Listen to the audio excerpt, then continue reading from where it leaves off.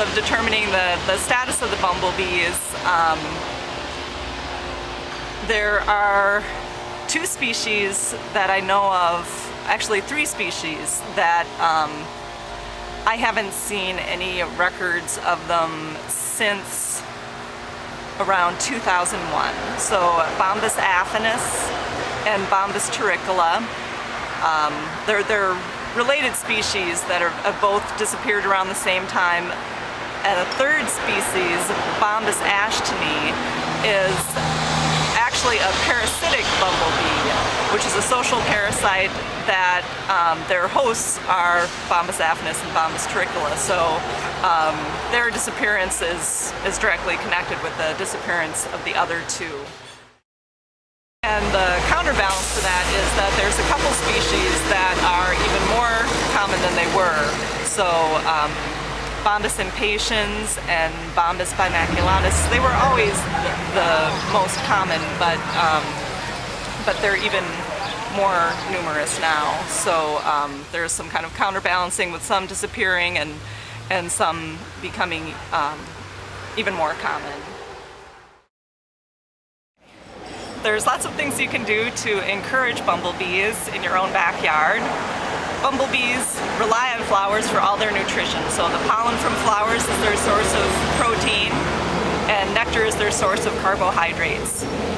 And the most important thing to consider is having a fairly constant supply of these things for them. So early blooming species like willow is a really important protein source for those guys.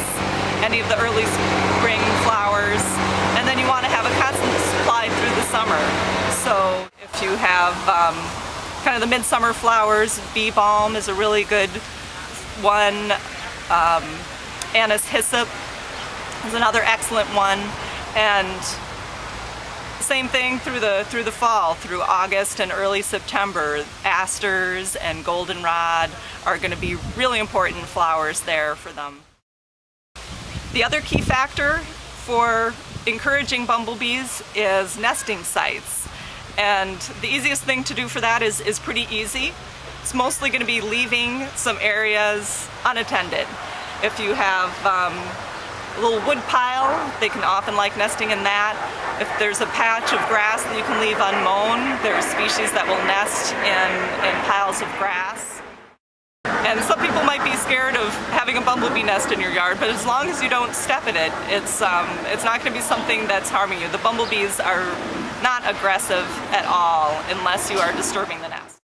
The benefits that you get greatly outweigh any kind of risk that you have from them. Your tomatoes will be big and beautiful, and raspberries, blueberries, they'll pollinate all kinds of fruits and vegetables in your yard also.